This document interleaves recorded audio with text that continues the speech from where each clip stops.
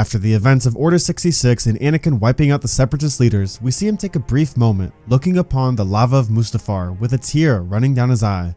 Many wonder why he cried during the scene. I mean, wasn't he already so fully consumed with the dark side that he couldn't feel emotions anymore? Technically, moments just before this scene, we saw him with his eyes transforming into a yellow-red, being fully consumed by the dark side. So what could this possibly mean now that he has these tears? Well, thankfully, we get an in-depth explanation for this in both the novelization of Revenge of the Sith and the Legends novel, The Rise and Fall of Darth Vader. There we learn what was going through Anakin's head in this exact moment and what caused the tears to run down his eye. So, let's get right into it.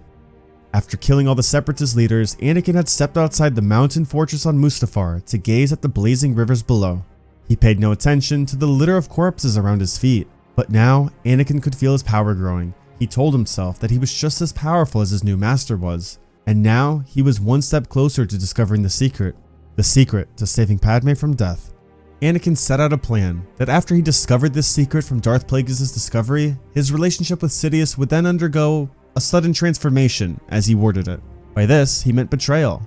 Anakin's plan was to discover how to save Padme, and at the right moment, overtake Sidious.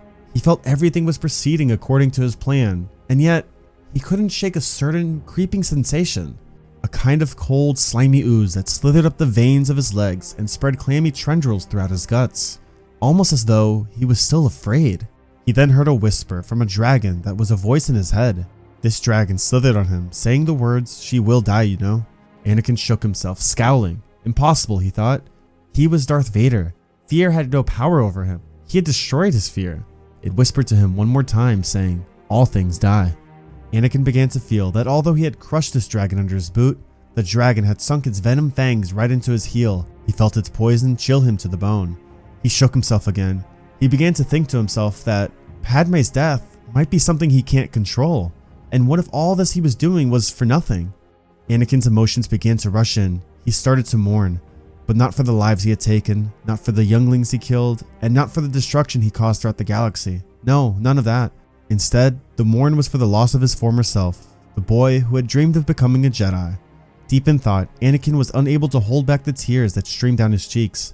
Anakin Skywalker was gone, he thought to himself. Or was he? He began not to know who he was anymore. He thought to himself that Padme had fallen in love with Anakin, not Darth Vader. Just moments after, out of nowhere, a silvery flash outside caught Darth Vader's eye as he recognized that ship. This ship was no other than Padme's starship. He had not anticipated that Padme, traveling with C-3PO, would follow him to Mustafar, nor had he foreseen that Obi-Wan would survive the Jedi Purge and that the deceitful Padme would bring him with her.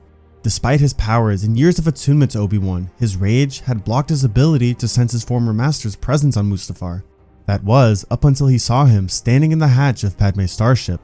He also never imagined that Obi-Wan possessed the strength to bring him down so brutally. If you want to learn more about what Anakin's exact thoughts were as he burned on Mustafar, I did attach a video in the middle of the screen. I hope you enjoyed this video, thank you for watching, and may the Force be with you, always.